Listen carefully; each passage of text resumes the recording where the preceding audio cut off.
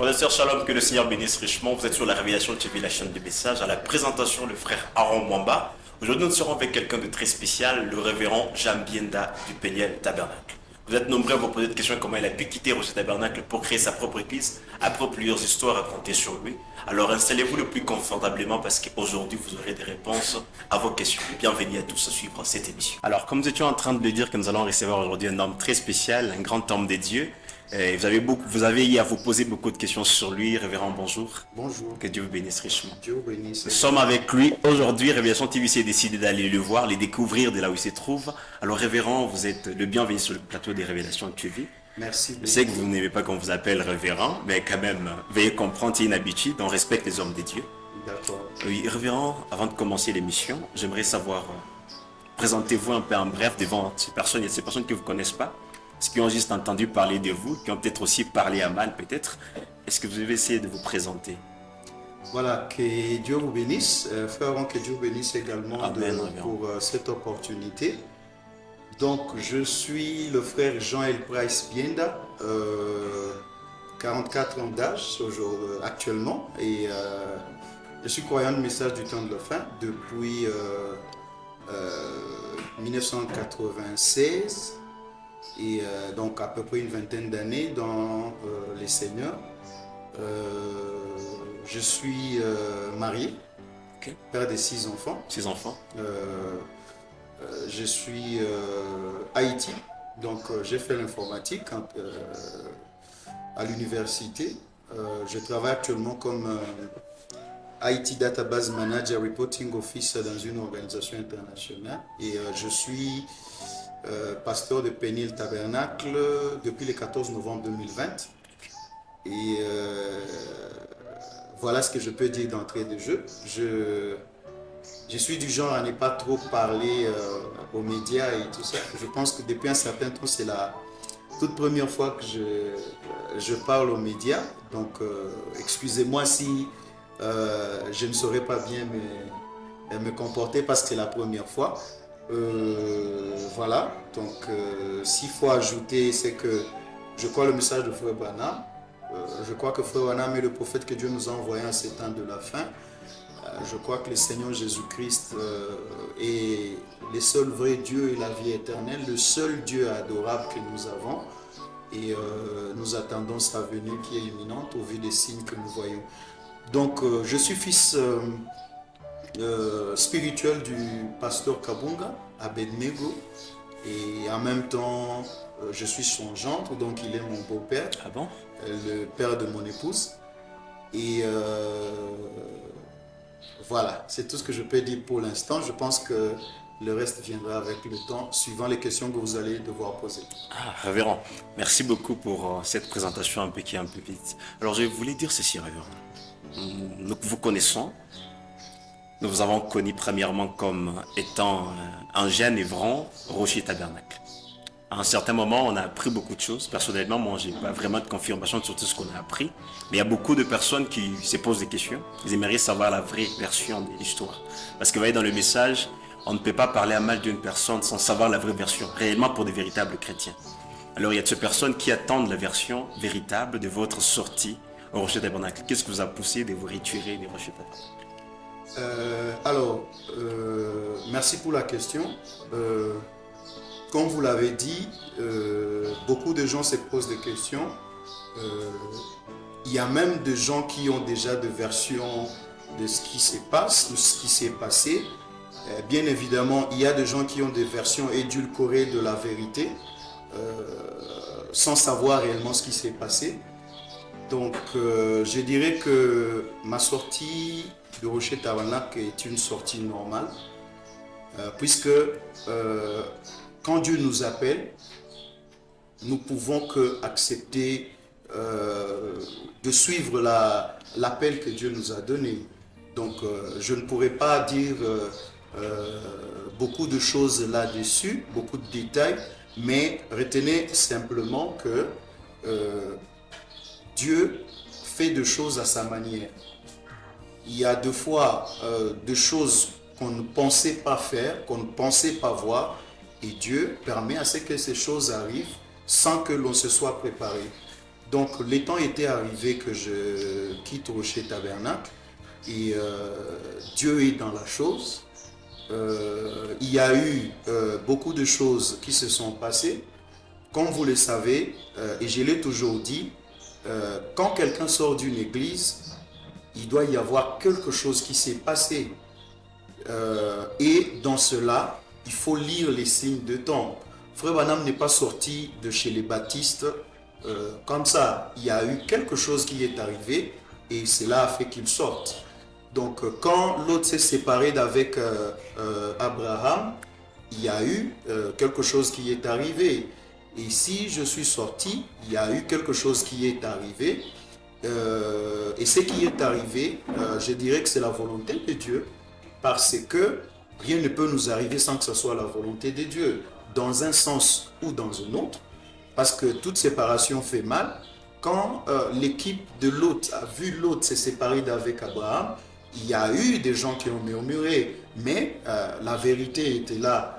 C'était pénible de se séparer, mais c'était la volonté de Dieu, parce qu'il fallait que la bénédiction aille chez Abraham. Il fallait qu'il se sépare. Alors, il y a eu beaucoup de choses qui ont été dites, mais retenez que Dieu était dans la chose. Il a permis que cela ait lieu. Et je ne peux que dire, je n'ai pas été désobéissant à la vision céleste. J'ai été au Rocher Tabernacle pendant 23 ans. Et il est arrivé un temps où les choses ne se sont pas bien passées. Il y a eu beaucoup de choses qui ont été dites. Il y a beaucoup de choses qui sont fausses. Il y a beaucoup de versions qui circulent. Mais retenez une chose. Il y a certaines vérités qu'il faut garder pour soi-même pour éviter de créer d'autres polémiques, d'autres difficultés. Les gens parlent de beaucoup de choses. Et Frère Branham dit dans la prédication,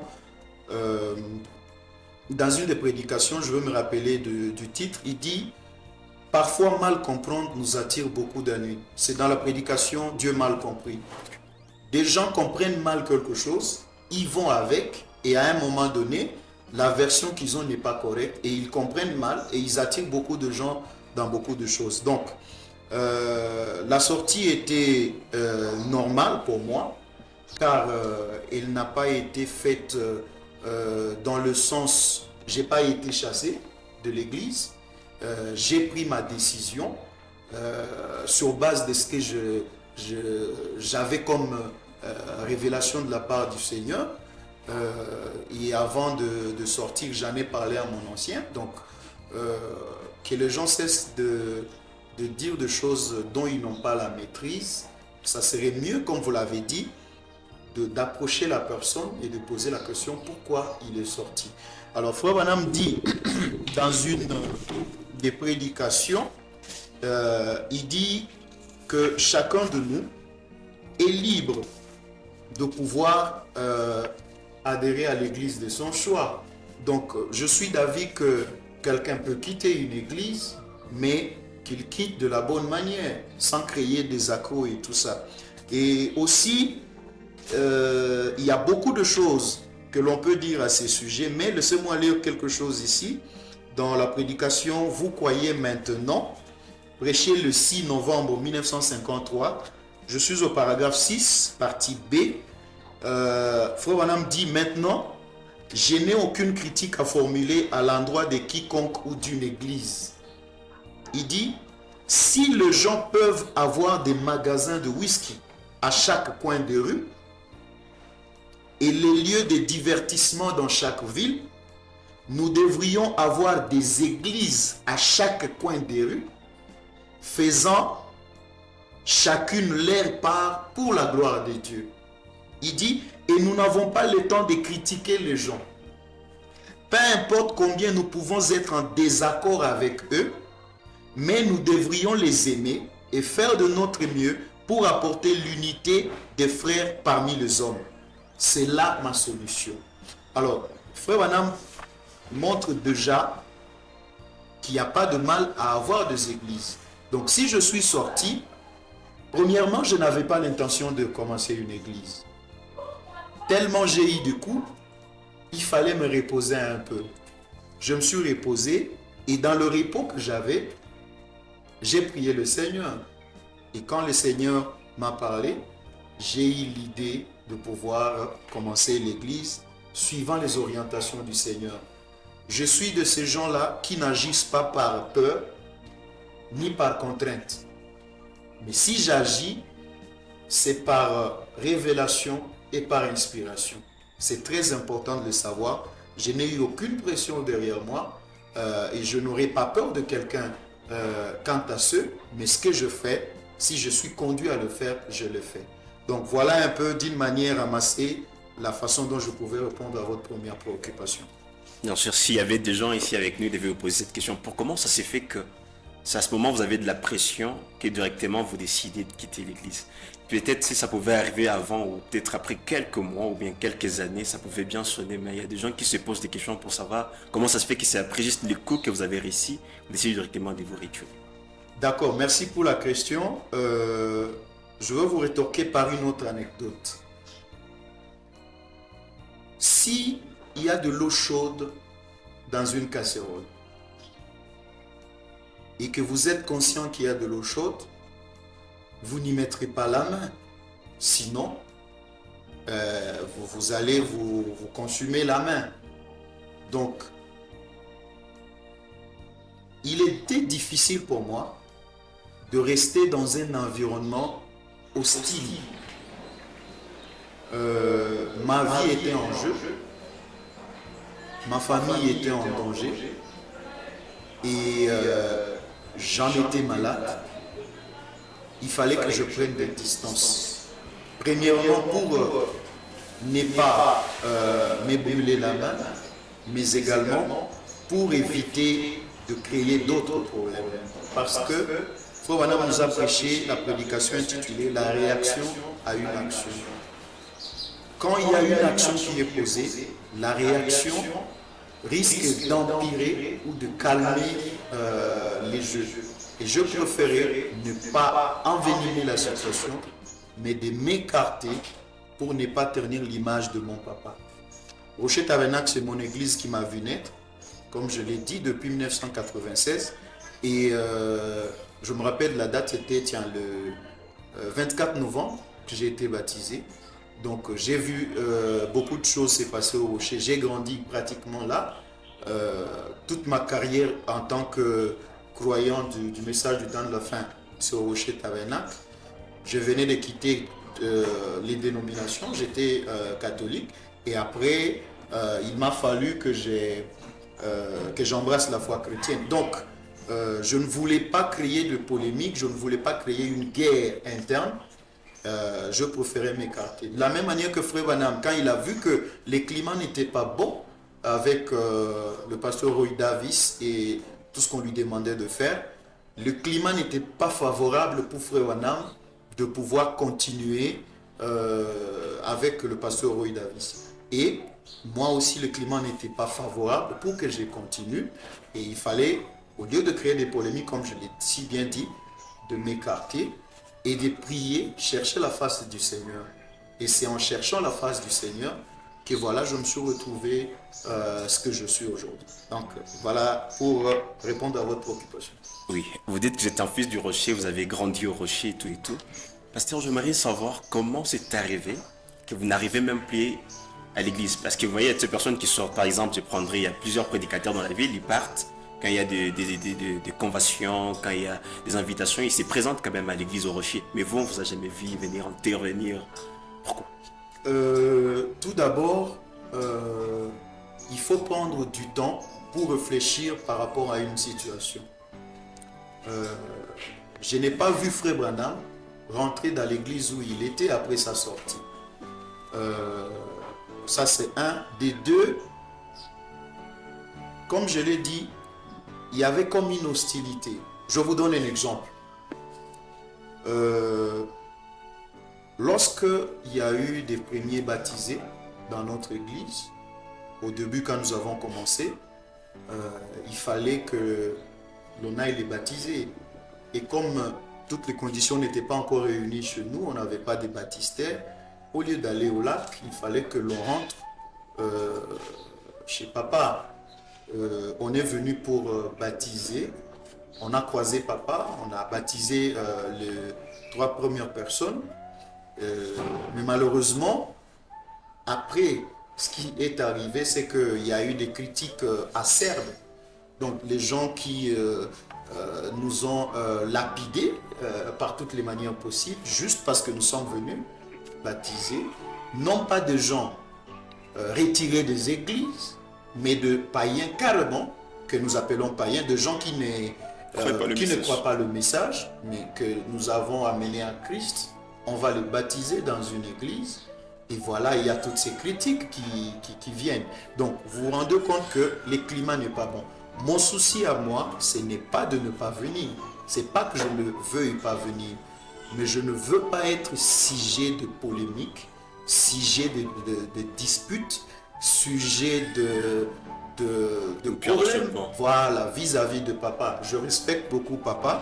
Celui que j'appelle papa, c'est le pasteur Kabunga. Donc, j'ai tellement de respect envers lui que je ne peux pas être à la base des problèmes, des polémiques. Troisièmement, lorsque on organise une manifestation, des séances d'adoration, des réunions de réveil et tout ça, l'idéal voudrait que l'on soit invité. Vous voyez, je n'ai jamais reçu une invitation dans ce sens-là. D'autres personnes peuvent être invitées, mais si je ne suis pas invité, je ne viendrai pas juste pour venir, pour les raisons sus évoquées. Donc, je préfère ne pas créer de polémique que de venir et créer de polémique. Parce que, comme vous l'avez si bien dit au départ, j'ai évolué au Rocher Tabernacle et j'ai eu beaucoup à travailler là-bas. Des gens me connaissent, une petite influence soit-elle. Je ne voudrais pas être celui qui va créer une division au Rocher Tabernacle. Voilà. Révérend, vous avez commencé une église qui s'appelle Péniel Tabernacle. Pourquoi Péniel Tabernacle?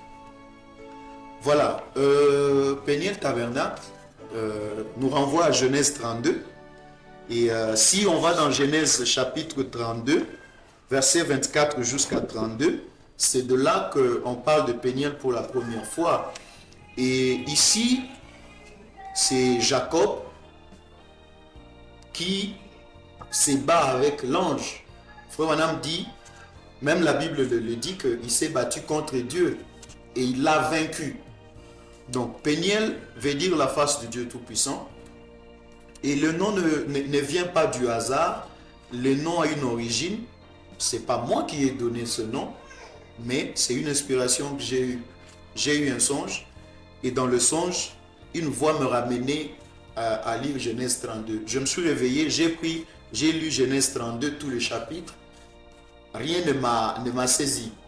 Mais à un moment donné, j'ai fini par comprendre qu'on me parlait de Péniel Tabernacle.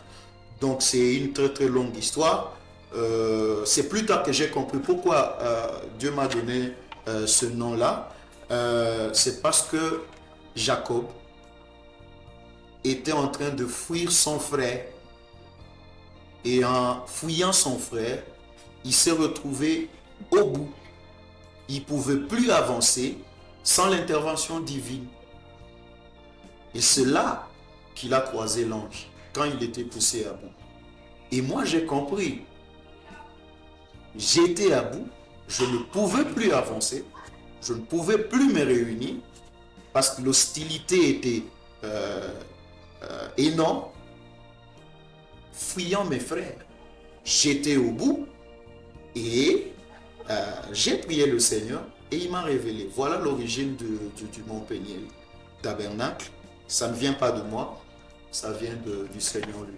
Vous commencez l'église Péniel Tabernacle, mais on n'a pas vu l'apparition d'une campagne d'évangélisation nulle part. Pourquoi? Parce qu'on sait que dans le message, avant de commencer une église, on doit faire une campagne d'évangélisation. Parce qu'on ne veut pas prendre le brebis d'autrui et les amener dans son église.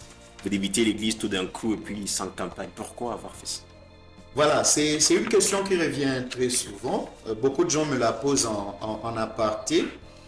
Alors, je dois d'abord dire que il n'y a aucune écriture, ni biblique, ni prophétique, qui dit qu'une église doit commencer avec une campagne d'évangélisation. On nous a enseigné, sans soubassement scripturaire, que une église doit commencer avec la campagne d'évangélisation. Mais cette citation n'existe pas. Jusqu'à présent, je ne l'ai pas encore lue. Mais par contre, Frère Branham dit ceci. La même citation qu'on nous lisait, à laquelle on faisait référence, dit ceci in extenso. La parole parlait la sémence originelle, 18 mars 1962, je suis au paragraphe 178. Frère Branham dit ceci. Ça, c'est la version, la traduction de la voix de Dieu. Si vous voulez avoir une église, commencez avec la parole de Dieu. Voulez-vous avoir la vie de Dieu? Commencez avec la parole de Dieu. Acceptez la parole de Dieu dans sa plénitude, chaque mesure de la parole. Ensuite, laissez. Et si c'est bien la plénitude de Dieu qui est en vous, alors la pluie qui tombe produira exactement ce qu'il y a dans votre jardin. Donc, Frère Branham nous dit, si vous voulez avoir une église, vous devez commencer avec la parole de Dieu. Ça, cela doit être dit clairement. Alors, pourquoi Frère Jean n'a pas commencé avec une campagne d'évangélisation? Je ne suis pas le premier à être dans cette condition-là. Même le Seigneur Jésus-Christ, quand il a commencé son église avec les apôtres, il n'y a pas eu de campagne d'évangélisation. Vous direz, mais lui, c'est le Seigneur Jésus-Christ. Bon, prenons Frère Branham, le modèle de notre âge. Il n'a pas commencé avec une campagne d'évangélisation.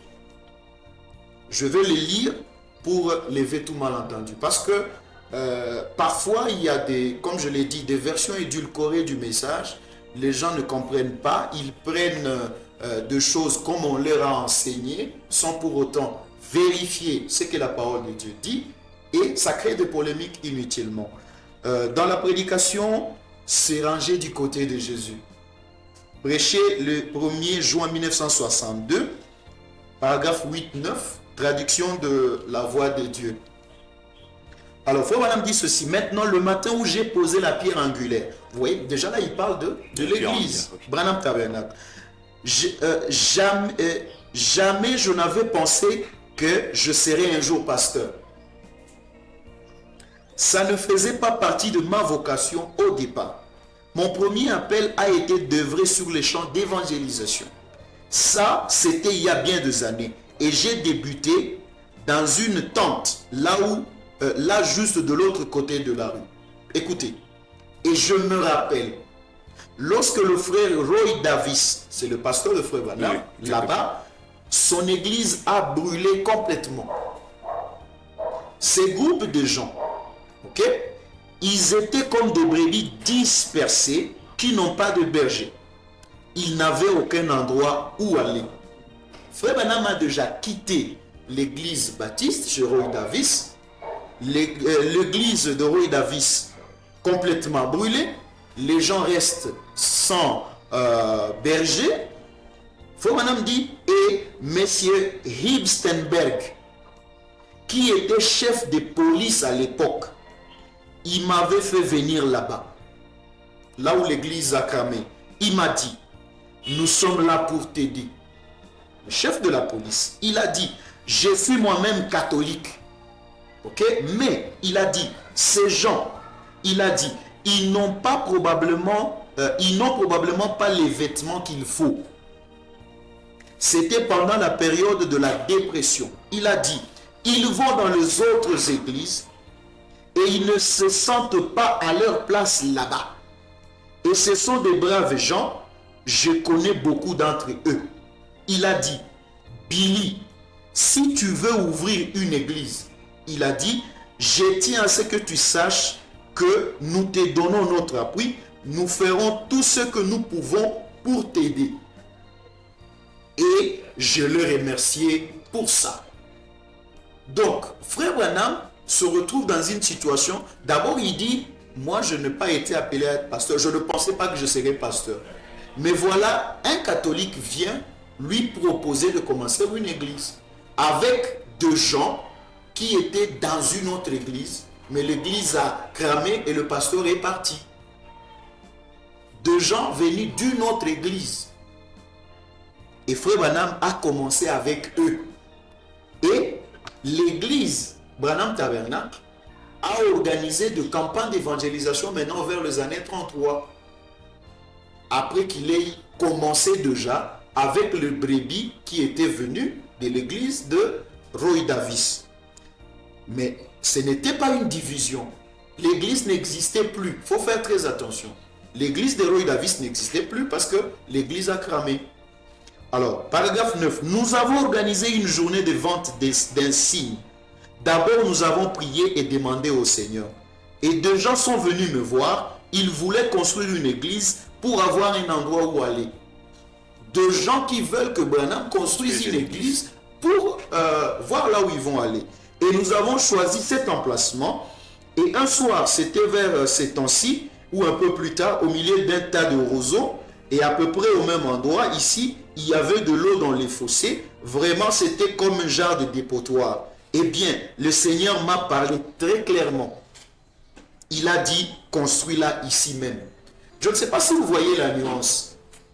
Frère Branham reçoit l'invitation où il reçoit le chef de la police qui lui demande de construire une église.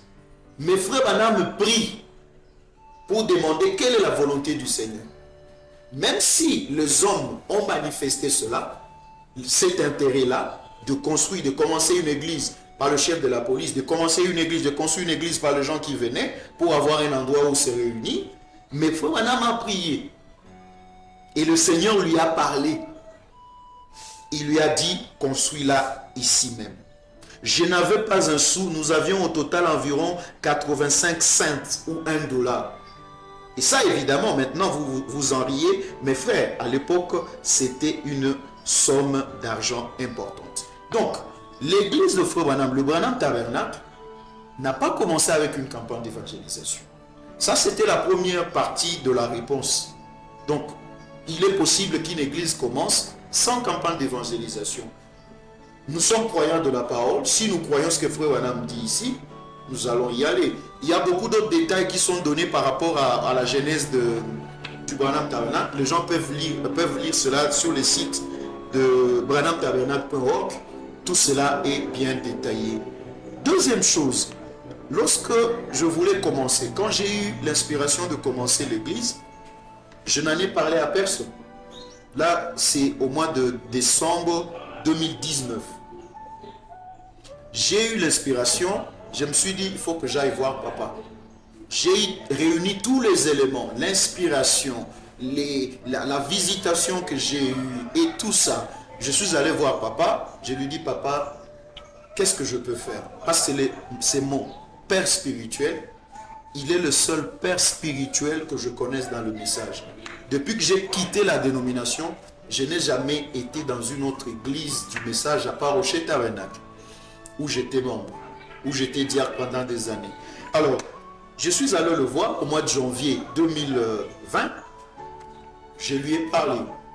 Je ne vous dirai pas tout le contenu de tout ce qu'on a dit, mais retenez que papa m'a dit, qui suis-je pour t'empêcher de faire ce que Dieu t'a dit de faire? Là, je n'avais pas encore pris de décision de commencer ou de ne pas commencer. Lui, en tant que mon conseiller spirituel, il fallait que je le consulte avant de prendre une décision. Si il me dit d'arrêter, j'arrête. Parce que ce n'est pas la guerre. Ce n'est pas qu'on cherche l'argent. Ce n'est pas qu'on cherche la gloire. On veut servir le Seigneur selon l'ordre que le Seigneur lui-même a donné. Je lui en ai parlé. Le vieux m'a dit, d'accord, va de l'avant. Mais je te donne deux conseils. Premièrement, tu as une influence. Tu es connu par beaucoup de gens dans la ville. Je ne veux pas entendre que tu as influencé quelqu'un à te suivre. Premier conseil que papa m'a donné. Deuxième conseil, il dit, ne commence pas avec la campagne d'évangélisation. Tu feras cela plus tard. Ça, c'est papa qui m'a dit. Il m'a donné conseil. Et en tant que fils, je me devais de suivre le conseil de papa. Alors, l'influence, c'est un élément très dangereux si ce n'est pas utilisé de la bonne manière. Et j'ai suivi le conseil de papa et l'église a commencé sans campagne d'évangélisation. Nous sommes en train de nous y préparer. Au moment opportun, on va la faire. Mais cela ne nous empêchera pas d'aller de l'avant pour prêcher la parole de Dieu. Et les deux conseils que papa m'a donnés, je les ai suivis scrupuleusement jusqu'à cet instant et jusqu'à la fin. Dieu est témoin, les gens sont témoins, les gens de la ville, les gens qui m'écoutent, qui me liront. Personne ne peut lever le doigt pour dire que je l'ai influencé à quitter son église pour venir là où je suis. Parce que, laissez-moi lire ici, dans la prédication, tout ce que nous faisons, nos agissements doivent être basés sur la parole de Dieu, sur le message que Dieu nous a donné. Alors, dans la prédication, c'est le lever du soleil. Traduction de la voix de Dieu, le 18 avril 1965 matin, je suis au paragraphe 66. Frère Branham dit ceci. J'ai bien peur qu'aujourd'hui, un trop grand nombre d'entre nous ne dirige pas les gens vers Christ. Nous les dirigeons vers une église, vers une théorie. Mais nous devons les diriger vers Christ. Amen. Il est le seul. Et le seul qui a la vie. Celui qui a le Fils a la vie. Amen. Je ne peux pas et je ne crois pas que c'est la volonté de Dieu qu'un prédicateur influence les gens à quitter leur pasteur pour le suivre lui, pour s'allier à son église. Ce n'est pas la volonté de Dieu, c'est entre guillemets de voleurs. Permettez-moi de le dire comme ça, c'est des voleurs des brebis. Je ne crois pas à ça, je ne l'ai jamais fait et je ne le ferai jamais. Il dit dans la prédication l'influence, j'y vais rapidement, l'influence, le 14 novembre 1963, traduction de la voix de Dieu, paragraphe 52, il dit ceci. Et quand on voit une femme, disons la femme d'un ministre ou un ministre, se mettre à faire une certaine chose, toute son église agira. Eh bien, notre pasteur le fait. La femme du pasteur le fait. Pourquoi ne devrions-nous pas le faire? Vous voyez? Si le pasteur le fait, si la femme du pasteur le fait, pourquoi ne devrions-nous pas le faire? Et les autres disent, tel l'a fait, tel autre l'a fait. Pourquoi toi tu ne le fais pas? Le faire, c'est-à-dire influencer les gens à abandonner leurs églises, à quitter leur pasteur et à venir suivre tel ou tel ministre. Je suis de la ville, je connais beaucoup de choses, j'ai des exemples que je peux donner, mais je ne suis pas là pour faire de polémique. Je veux que les gens comprennent que c'est une pratique qui est anti-scripturelle. Frère Branham dit ceci. Vous voyez, vous exercez une influence sur quelqu'un. Et assurez-vous d'exercer sur lui la bonne influence. Et cette bonne influence-là, c'est pas de le séparer avec son pasteur. Mais la bonne influence, Frère Branham va nous dire vers la bonne voie et à faire les choses qui sont justes. Chaque brebis doit, suivre son pasteur à 100%. Je ne suis pas là pour les séparer d'avec leur pasteur. Je termine cette partie avec question-réponse du 15 mai 1954. Je suis au paragraphe 95. Frère Branham me dit ceci. Je pourrais être en contact avec au moins 10 millions de personnes dans le monde aujourd'hui. Quelle organisation on pourrait fonder? Il dit, voyez, c'est vrai, mais je ne veux pas d'organisation. C'est contraire à la Bible. J'ai fait tout ce que je peux pour amener les gens qui sont dans les organisations à recevoir le salut. C'est ça la chose essentielle. Il dit, c'est ça qu'il faut. Et l'influence que le Seigneur m'a donnée auprès de gens, écoutez attentivement, et l'influence que le Seigneur m'a donnée auprès de gens, certainement que j'en userai pour sa gloire, au lieu de l'employer au profit de l'organisation, ou de mon église, ou de mon influence, que les gens me suivent. Je l'emploierai au profit de Jésus-Christ comme il se doit. Influence, oui, mais comment l'utilisez-vous? C'est ça la chose. Et il dit, aucune organisation ne peut vous sauver, il faut le sang de Jésus-Christ. Voilà pourquoi, en termes d'influence, je n'userai jamais cette influence pour demander aux gens de quitter leur pasteur. Jamais je ne le ferai. Je prêcherai la parole de Dieu, et s'ils sont des dieux, ils viendront. Et s'ils ne sont pas des dieux, ils ne viendront pas. De toutes les façons, aucun pasteur, aucun prédicateur ne saura convertir le monde entier tout seul. C'est la combinaison de tous les ministères qui amèneront les corps de Christ à la perfection. Amen. Donc voilà un peu pour ce qui est de votre préoccupation. Environ, vous avez dit que vous avez commencé le tabernacle sur base des visions, je sais pas, des histoires qui sont un peu spirituelles. J'aimerais comprendre une chose. Quand vous avez débuté avec l'église Péniel, vous avez dit que Dieu vous a demandé de commencer vers le quartier, le volcan, vers BDG, quelque chose comme ça. Comment se fait-il qu'aujourd'hui vous êtes à Imbi, pendant que c'est Dieu qui a dit que vous devez être vers BDG? Merci pour la question. Quand Dieu donne une prophétie, quand Dieu vous dit de faire quelque chose, il y a un temps prévu pour l'accomplissement de cela. Quand Dieu dit aux enfants d'Israël, allez dans le désert, adorez-moi. Ils ont commencé une marche jusqu'à ce que finalement ils sont arrivés sur la montagne. Ça a pris un certain temps pour que cela arrive. Nous sommes à Imbi temporairement. Nous n'avons pas encore un terrain où construire l'église. Nous étions de l'autre côté. Nous y avons fait 3 ans, je pense. 2 ans. Ouais, 3 ans. Et nous avons quitté. Nous sommes à Imbi temporairement. La finalité de ça, c'est de construire l'église dans le rayon que Dieu m'a donné. Par rapport à la commission que Dieu m'a donnée. Pourquoi nous avons quitté Imbi? C'est justement parce que des personnes mal intentionnées, encore une fois, de frères entre guillemets. Des frères du message. Évidemment. Ils sont allés influencer négativement notre bailleur pour que celui-ci nous demande de quitter.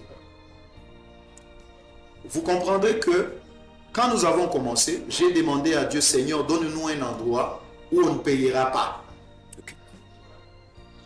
Sans effort, sans rien faire par notre influence et tout ça, Dieu a inspiré un frère. Il est allé nous chercher un endroit gratuitement. Nous avons fait 3 ans gratuitement, sans rien payer. Et quand les gens ont appris ça, ils sont allés voir le bailleur pour lui demander de nous chasser, dans le sens qu'on est des bandits et tout ça et tout ça. Bon, on met tout ça sous le compte du diable.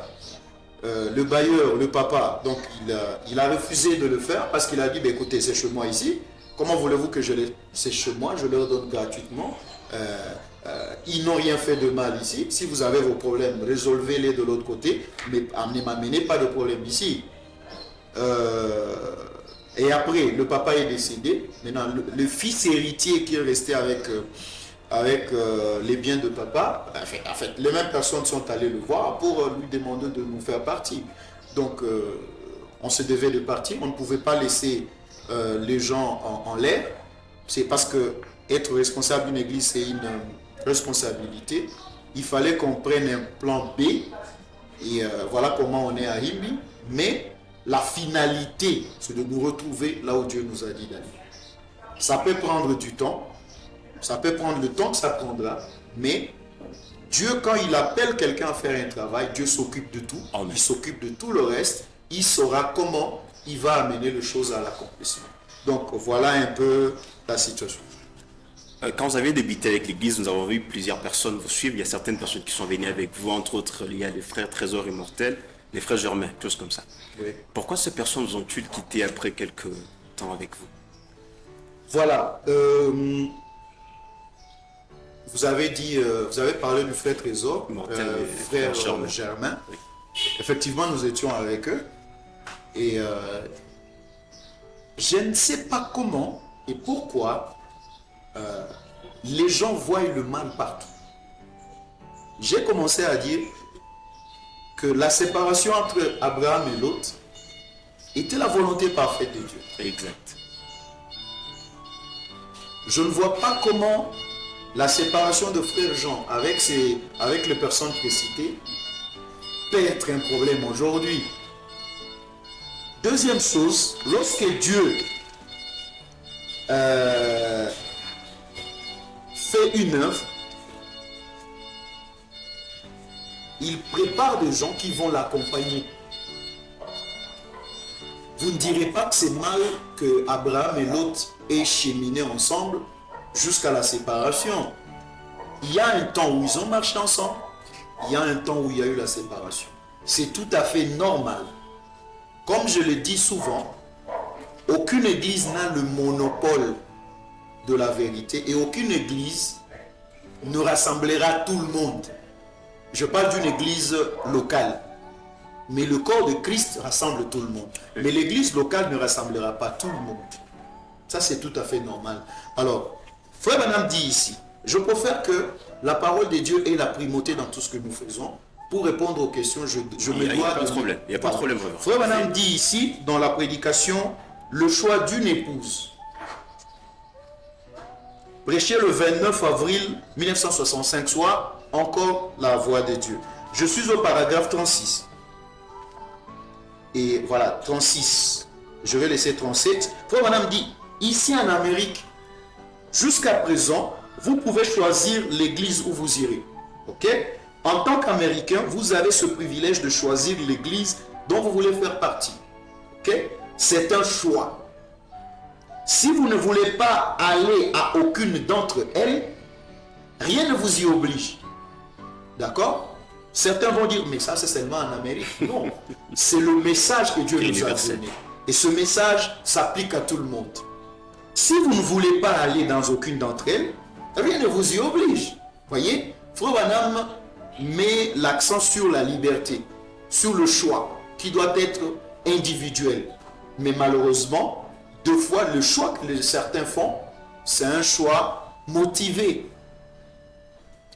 Il dit, mais si vous voulez passer, écoutez bien, si vous voulez passer de l'église méthodiste à l'église baptiste, ok, ou de l'église catholique à une église protestante, et ainsi de suite, il n'y a personne qui peut vous dire ou vous obliger à aller à aucune église en particulier. Ok? Frère Trésor avait le choix à faire. Frère Germain avait également le choix à faire. Ils ont fait leur choix. Où est le problème? Il dit, c'est ça la liberté que nous avons, c'est ça notre démocratie. Chaque homme peut faire son choix. C'est sa liberté de religion. C'est une grande chose. Que Dieu nous aide à la garder ainsi aussi longtemps que possible. Vous comprenez? Je comprends. Donc, ça veut dire que ils sont partis, chacun a ses raisons. Comme j'ai dit, je ne veux pas polémiquer ici, mais je dois vous dire une chose. L'influence que chacun a doit être utilisée à bon escient pour éviter de créer des frictions entre deux frères. Mais chacun est libre. J'ai toujours dit aux gens, si vous n'êtes pas d'accord avec moi et que vous pensez que je ne suis pas digne d'être un pasteur selon vous, les portes et les fenêtres sont ouvertes, je l'ai toujours dit. Vous pouvez aller où vous sentirez à l'aise. Ce n'est pas une guerre. Moi, je considère les brebis pas comme les brebis du pasteur. Aucun pasteur n'a des brebis. C'est vrai. J'évite de dire mes brebis. Je n'ai pas de brebis. C'est vrai. Ce sont les brebis du Seigneur. Alors, je ne dois pas leur imposer quoi que ce soit. Je leur prêche la parole de Dieu. C'est à eux de prendre la décision. Il y a une écriture que j'aimerais lire ici pour motiver un peu la manière de faire les choses. Vous savez, j'évite tout ce qui est politique dans l'église. Prédicateurs, pasteurs, évitons la politique dans la gestion de la parole de Dieu, dans la gestion de nos églises. C'est un conseil que je nous donne en tant que serviteur de Dieu. Et c'est ce qui motive, c'est ce qui fait que je m'en fiche qu'il y ait 2 personnes, 3 personnes, 20 personnes. Le nombre ne compte pas. Mais de quelle manière sont-ils arrivés? C'est ça le problème. La rédemption dans sa totalité dans la joie, 30 mars 54, toujours la voix de Dieu, paragraphe 17. Il dit ceci. Alors, lorsque vous venez ici, vous devez vous appuyer sur la force de votre propre ministère. J'adore ça. La force de votre propre ministère. Pas les prédications de maison à maison, disant tel pasteur a fait ceci, quittez-le, tel prédicateur comme ci, quitte. Non. Prêchez la parole de Dieu. Amen. S'il y a une force dans le ministère, il va appeler. Amen. Les gens viendront. Chacun est semblable à un politicien qui arrive. Cela dépend de la force de votre propre ministère qui attirera ce que le Seigneur enverra. C'est le Seigneur qui les envoie, mais c'est la force de votre propre ministère qui les attire. Donc le ministère a une puissance d'attraction. C'est ça qu'on doit utiliser. J'aime que ça soit comme cela. Frère, si ce n'est pas Jésus-Christ qui est mon appui ici, et celui dont je dépends, alors je n'ai rien d'autre sur quoi m'appuyer. Oh, les anciens n'arrivent pas là-bas. Oh, tel n'arrive pas là-bas. Mais je dois m'appuyer d'abord sur le Seigneur. L'église n'est pas bâtie sur la reconnaissance des anciens. L'église est bâtie sur Christ. La première motivation, que Christ soit le moteur de l'église. Dites-moi, combien d'anciens ont soutenu l'église de Jésus? Il n'y en avait pas. Il n'y en avait pas, tous l'ont largué, mais cela n'a pas découragé pour autant les seigneurs. Frère Branham, au début, il avait l'appui de certains anciens, mais quand il est arrivé au niveau de son 3e pôle, tous sont partis. Il est resté tout seul. Ceux qui l'acclamaient hier sont partis. Pourquoi? Parce qu'il a apporté la vérité, et cette vérité a créé une séparation. Donc, l'essentiel ici, ce n'est pas la reconnaissance. Je ne voudrais pas que vous me reconnaissiez pour que je me sente à l'aise. Mais je veux que Dieu me reconnaisse. C'est ça la chose essentielle. Alors, il dit ici, Christ est le roc où je me tiens. Pour moi, tout le reste est du sable mouvant. Je préférerais prêcher à 5 personnes, dont je sais qu'elles ont été envoyées par Dieu pour attendre le message, que de prêcher à 10 000 personnes qui ont été attirées là-dedans par un moyen politique. Quitte celui-là, viens chez nous. Quitte là-bas, viens chez nous. Tu vois, celui-là, il a fait ceci, il a fait cela. Tu prends les erreurs de ton frère et tu les utilises pour gâter son influence. C'est de cela que Frère Branham parle ici. Nous devons arrêter cela. C'est pour vous dire que dans une église, il doit y avoir un mouvement de va-et-vient tout à fait normal. Même dans l'église de Jésus, certains étaient avec lui et après, ils l'ont abandonné, ils sont partis. Le nombre de brebis du Seigneur à l'époque a diminué de 70. Il est resté avec 12. Mais le Seigneur a continué avec la même motivation. Donc le problème, ce n'est pas le nombre de gens. Le problème, c'est la motivation que vous avez. Amen. Et le Seigneur appellera. Je vais lire, si vous permettez. Allez-y. Ici, Frère Branham parle dans la prédication Jésus glorifié, prêché le 25 février 1955. Je suis au paragraphe 9, traduction Shekinah. Je prends seulement la partie B. Okay. Frère Branham dit ceci. Tout au long des rues, il y a de grandes églises et des petites missions et tout. Donc, des petites églises. Il y a des gens que la grande église peut attraper et que la petite mission ne pourrait pas attraper. Virgule. Cette catégorie de gens-là, la mission peut attraper quelqu'un que l'autre ne pourrait pas. Je voudrais que chacun d'eux, je voudrais croire que chacun d'eux est bien des merveilleux frères. C'est ce qui nous manque. Nous ne voulons pas que les autres fassent l'œuvre du Seigneur. Pourtant, selon la volonté de Dieu, sur base de cette écriture, il y a des gens qui sont attirés par les grandes églises et qui peuvent être attrapés par les grandes églises. Et il y a d'autres qui doivent être attrapés par les petites églises. Donc, l'existence d'une petite église et d'une grande église, c'est la volonté de Dieu. Tout dépend de la motivation de chacun. Vous pouvez être moins nombreux dans les faux. Parce que beaucoup de gens disent, écoutez, Dieu est dans la minorité. Mais attendez, il y a la minorité qui en donne la volonté de Dieu. Dieu n'est pas dans la majorité, frère, parce qu'on est trop peu nombreux, Dieu est avec nous. C'est pas ça forcément. Il y a de grandes églises où Dieu demeure. Et il y a de petites églises où Dieu demeure. L'inverse est tout aussi vrai. De grandes églises où Dieu n'y est pas. De petites églises également où Dieu n'y est pas. Donc, l'essentiel, c'est la motivation de chacun par rapport à l'œuvre qu'il est en train de faire. Donc, voilà mon frère. Excusez-moi de lire. Il n'y a pas de problème, on est là pour ça, révérend. Parce que je ne voudrais pas que mes idées à moi transcendent la parole de Dieu. La parole de Dieu doit avoir la primauté dans tout ce que nous faisons. Alors, révérend, vous avez connu beaucoup de problèmes, beaucoup de difficultés. Il y a des ceux qui sont allés voir pourvu qu'on puisse vous chasser de la parcelle, vous étiez et tout et tout. Pourquoi tout ça, selon vous? Pourquoi, selon moi? Lisons Frère Branham. Sans problème. Parce que la Bible dit dans Ecclésiaste, ce qui est a déjà été. Et ce qui sera a déjà été. Et Dieu ramène ce qui est passé. Donc tout ce qui nous arrive aujourd'hui a déjà été quelque part. Exactement. Alors, Frère Branham dit dans Exposé, cet âge de l'Église, il dit ceci, c'est le chapitre 3, page 77. Il dit ceci, bon je prends page 78 pour gagner le temps.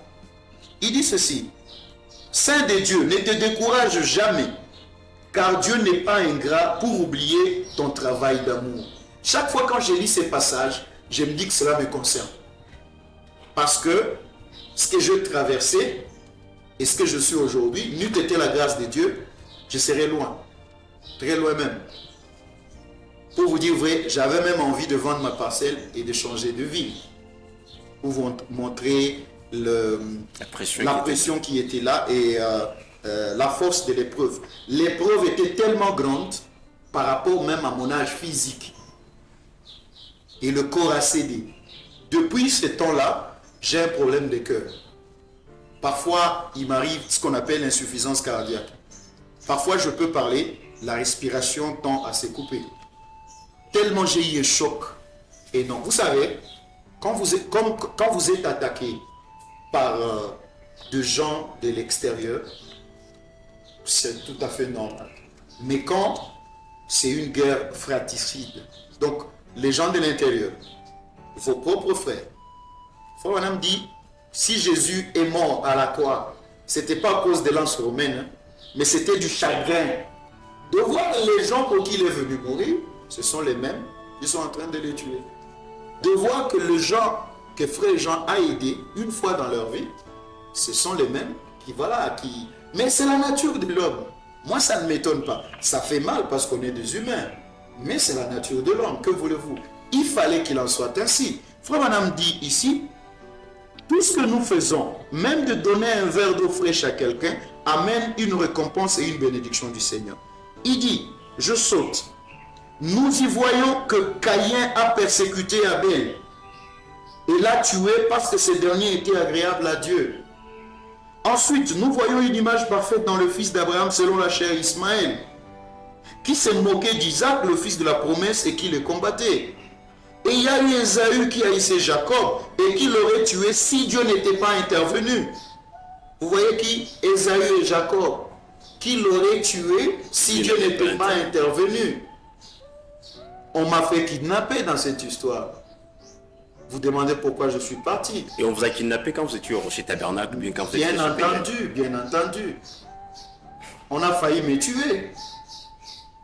Et pour vous, Non, c'était pas les noms. C'était pas les noms, mais je veux juste savoir, ce sont des personnes que vous connaissez très bien qui ont essayé de vous ôter la vie. Ésaü a failli tuer Jacob, c'était deux frères de même père. Je ne dirai pas le nom. Ne dites pas les noms. Ça, je garde. Et que Dieu nous pardonne. Vous savez, dans une famille, des divergences, il y en aura. Exactement. Tous ne seront pas les mêmes. Vous pensez que quand Jacob a aimé son fils, Joseph, ce n'est pas que Joseph n'avait pas d'erreur, mais il a eu la faveur de son père. C'est tout à fait normal que dans la maison, il y ait des gens qui ont des faveurs de papa, plus que les autres par rapport à ce qu'ils sont. Mais est-ce que comment dire, est-ce que cela est suffisant pour faire du mal à leurs frères, malgré les erreurs? Qui n'a pas d'erreur sur terre? Nous avons tous. Qui n'a pas de péché? Nous avons tous des péchés. Mais est-ce que cela vaut la peine que l'on soit à même de faire tuer quelqu'un? Je prie que Dieu pardonne à ces gens-là. Alors, dans le Nouveau Testament, nous voyons Judas qui a trahi Jésus, tandis que les ordres religieux du premier siècle ont tenté de faire périr le premier croyant. Écoutez, les enfants de ce monde, contrôlés par le diable, haïssent les enfants de Dieu qui sont contrôlés par l'Esprit. Si Dieu m'a donné un ministère, je prêche, ça bénit les gens. Mon problème est où dans ça? C'est lui qui donne, c'est Dieu. C'est lui qui partage, c'est Dieu. Il donne à chacun comme il veut. Je ne suis pas responsable de mon ministère. Je suis responsable de prêcher selon le ministère que Dieu m'a donné. Si mon ministère ne vous plaît pas, Dieu va l'envoyer ailleurs. Et c'est ce qui est arrivé. Vous ne voulez pas d'un don que Dieu vous a donné, Dieu l'envoie ailleurs. C'est dit dans la parole de Dieu. Faut maintenant continuer de dire, peu importe combien un chrétien est juste et droit vis-à-vis de gens, combien il est bienveillant à l'égard de son prochain, ne faisant que du bien, qu'il confesse que Christ est son sauveur et qu'il reconnaisse l'opération de don du Saint-Esprit, dans les parler en langue, la prophétie, la guérison et les miracles, et on le condamnera. L'esprit de ce monde est l'esprit de Dieu. Écoutez. Et comme il ne peut pas vaincre l'esprit du Seigneur, comme l'esprit du monde, l'esprit du diable ne peut pas vaincre l'esprit du Seigneur, il essaye de détruire le vase dans lequel l'esprit de vérité demeure. Vous avez la réponse à votre préoccupation. Quelqu'un fait l'œuvre de Dieu, vous voulez saboter ça. Quelle est votre intention? Quelqu'un prêche, même pas dans votre juridiction, s'il faut dire ça comme ça. Qu'est-ce qui vous pousse à vouloir lui faire du mal, si ce n'est pas le diable? Vous voyez? Donc, de gens comme ça, je termine la citation, la persécution et les épreuves sont une partie naturelle, normale de la vie chrétienne. Il n'y a qu'une seule chose à faire, c'est de nous remettre, et c'est de les remettre à Dieu. Les persécutions là, de les remettre à Dieu, de ne pas juger et de le laisser lui s'en occuper et prononcer le jugement final. C'est là que je me situe. Je laisse tout ça à Dieu et lui-même, il sait ce qu'il fera. Moi, ce n'est pas mon problème. Ils accomplissent la volonté de Dieu parce que le diable aussi accomplit la volonté de Dieu. Dieu a permis que Job soit éprouvé.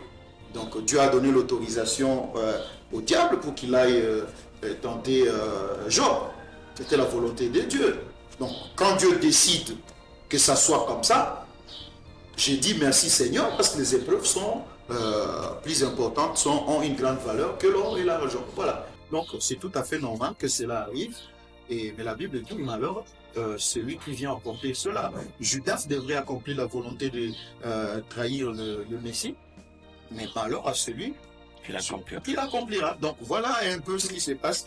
En tout cas, moi dans mon cœur, j'ai déjà pardonné.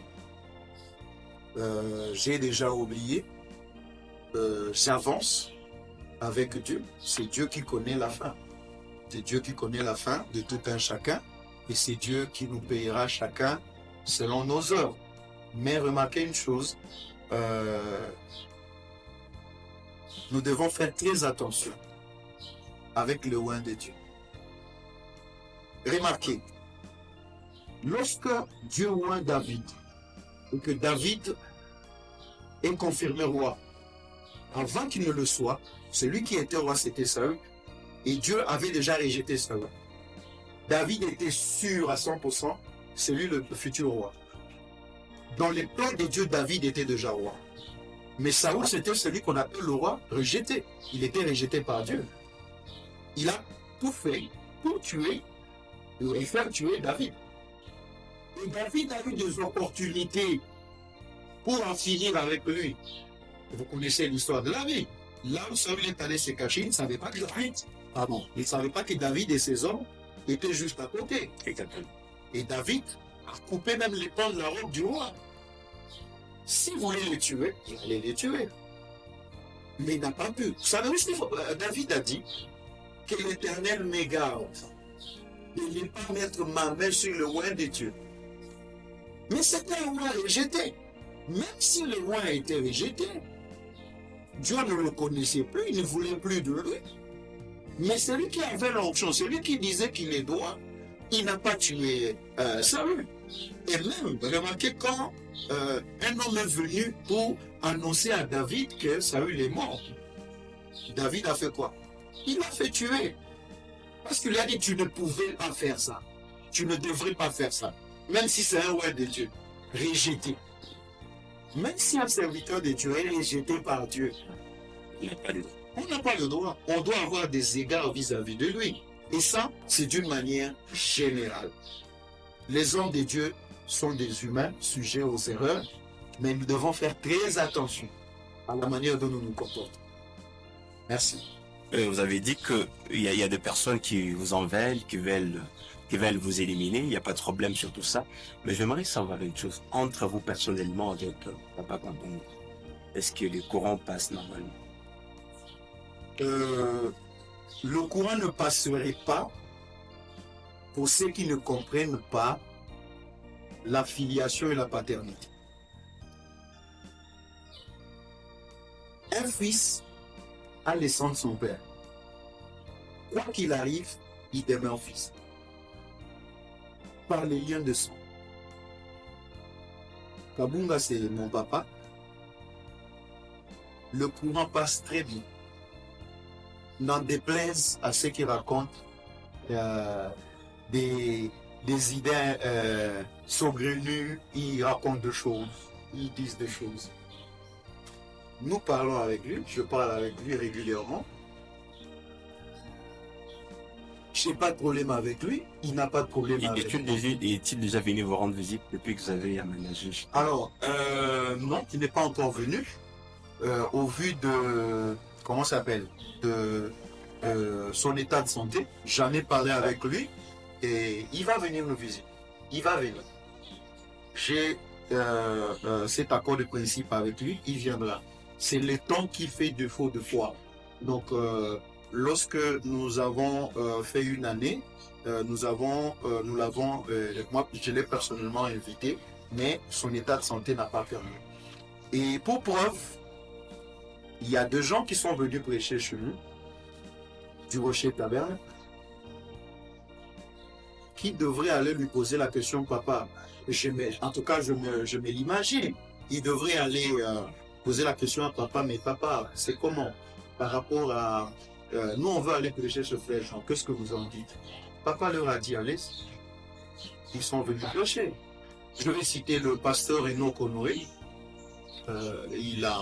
Pasteur Enoch Honoré, c'est sous sa prédication au Rocher Tabernacle en 98, sous l'amour divin, que j'ai eu la première expérience du baptême du Saint-Esprit. Il est venu prêcher. Il y a le frère Léon, bien mais le militaire qui est venu prêcher chez nous. Il y a le pasteur Maurice qui est arrivé. Il y a le pasteur Paul Pelgrim qui est arrivé. Il y a aussi actuellement nous sommes avec le pasteur Campbell et Jean-Pierre, qui est aussi un des anciens. Donc, nous n'avons pas de problème de ce côté-là. Le problème se situe dans les têtes des gens. Mais moi et papa, on parle régulièrement, il m'appelle. Quand on se croise souvent, très souvent, il me dit, mais comment ça va l'église? Est-ce que ça va bien? Est-ce que vous continuez à baptiser et tout ça? La dernière fois, on a fait le baptême ici. Et en fait, on est allé baptiser encore là-bas. Nonobstant tout ce qu'il y a eu comme couac et tout ça. Et puis il a demandé, mais pourquoi il ne vient pas? Pourquoi il n'est pas venu pour baptiser? En fait, je terminais la prédication. Il y a d'autres frères qui allaient prêcher là-bas parce que j'avais d'autres obligations. Deux fois, je vais au travail et tout ça.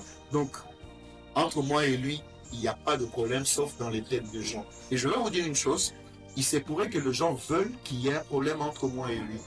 Pour quel intérêt final? Vous me voyez, moi, avoir le problème avec mon papa? pour que je sois comment? Aujourd'hui, si je suis ce que je suis, c'est grâce à lui. Tout ce que je connais, j'ai appris de lui. Et les gens disent, non, il a changé de doctrine, il ne croit plus comme le pasteur Kapunga. Mais attendez, vous ne le connaissez pas mieux que moi. J'ai été avec lui pendant 23 ans. Je connais sa manière d'être, je connais, on a eu des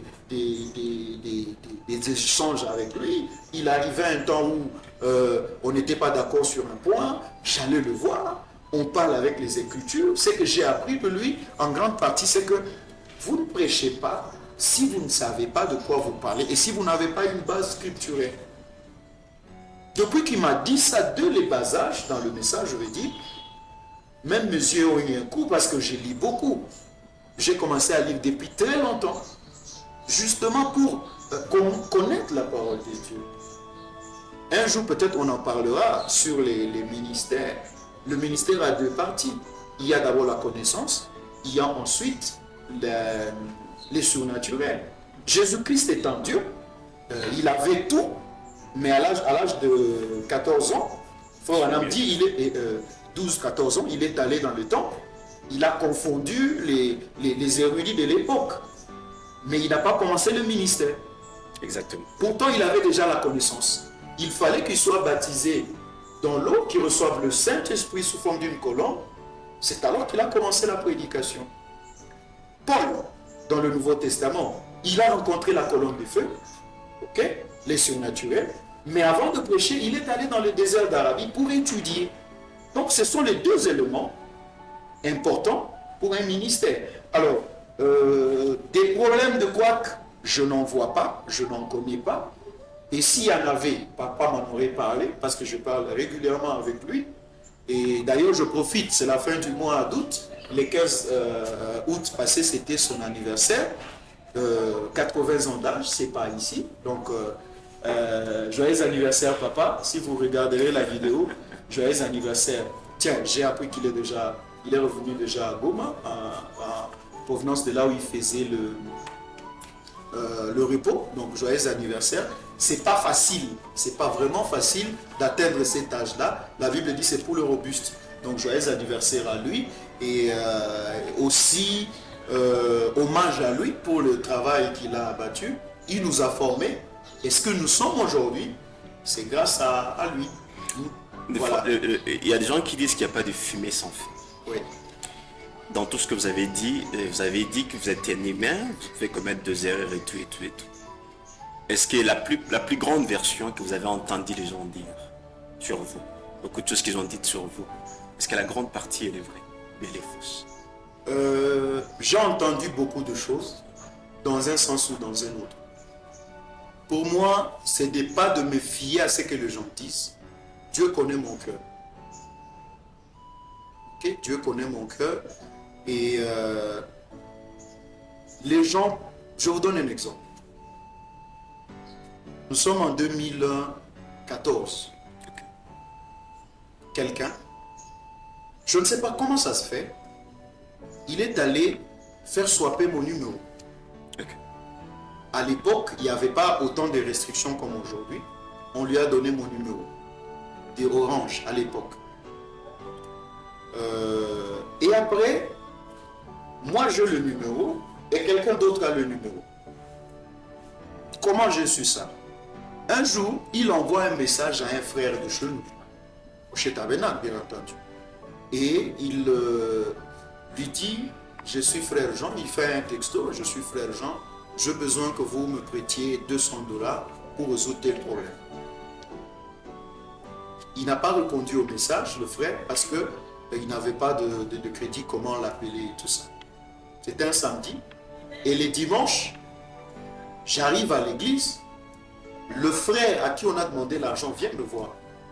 Il dit, frère Jean, hier j'ai pas pu te répondre parce que j'avais pas de crédit, mais voilà, j'ai trouvé l'argent que tu as demandé. Il dit, mais quoi? Il dit, mais tu m'as demandé l'argent. Il me montre le SMS, c'est effectivement mon numéro. Je dis, mais c'est pas moi qui ai écrit. Il dit, mais c'est pas. Comment ça? Je dis, c'est pas moi. Il dit, tu as le numéro là? Je dis, oui, oui. Appelle le numéro. Il compose le numéro, il appelle. Le numéro passe, mais pas sur mon téléphone. Je suis avec lui comme je suis avec vous. Après, un autre frère répond. Et le frère lui dit, non, je suis déjà à l'église, je t'attends, viens prendre l'argent. Oh, ok, d'accord, je suis en train de venir. Il coupe. Et après, il appelle, le numéro passe chez nous. Le frère est venu, on l'a appelé, il est venu. Et j'étais là, moi, le frère et l'autre l'usurpateur. Le frère lui dit, mais est-ce que c'est toi, frère? Oh non, tu vois. C'est une très longue histoire. Tout ça, c'est vouloir nuire à frère Jean. Et quand on veut lui nuire, nous avons lu frère Branham dit, ces gens-là feront tout ce qui est alors possible pour nuire aux enfants de Dieu. Je ne voudrais pas rentrer dans des polémiques inutiles. Le passé est passé. Focalisons-nous sur l'avenir. L'essentiel dans tout ça, Dieu connaît le cœur de chacun. Et moi, je conseillerais aux gens, au lieu de dire des choses sur quelqu'un, ayez le courage d'aller le voir. Parler avec lui, discuter avec lui, écouter sa version. Il y a des choses que les gens ne vous diront pas. Certainement. Et il y a d'autres choses que je ne dirai pas, que je ne dirai jamais.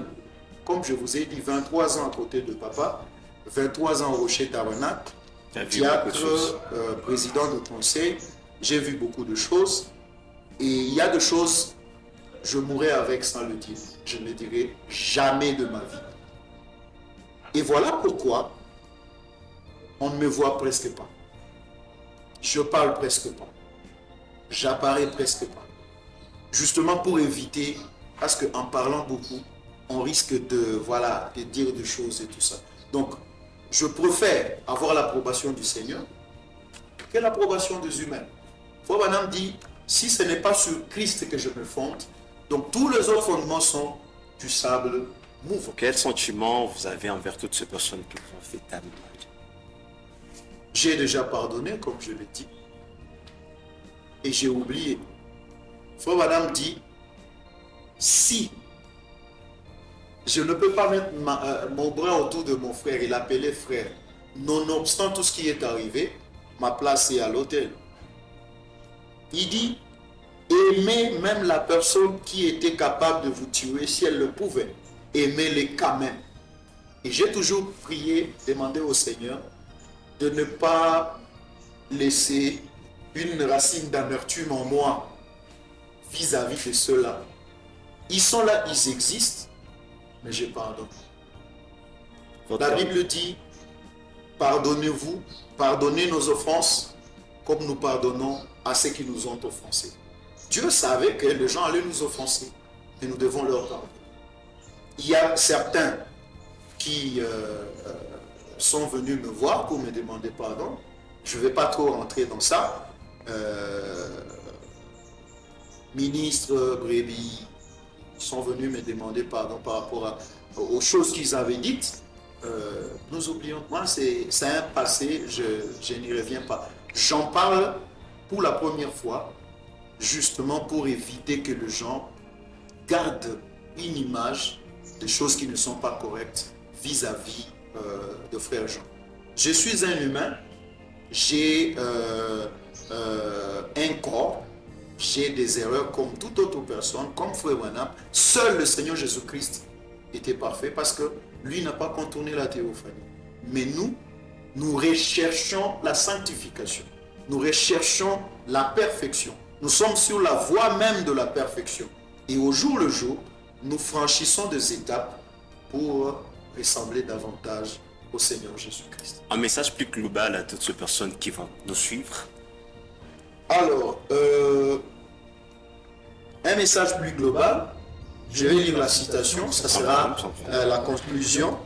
Dans la prédication, la divinité expliquée, prêché le 25 avril 1961, Canada, donc traduction de la voix de Dieu, 333 jusqu'à 335, je termine par là. Frère Branham dit ceci: dans ma vie, j'ai fait beaucoup d'erreurs, j'ai fait beaucoup de choses qui sont fausses.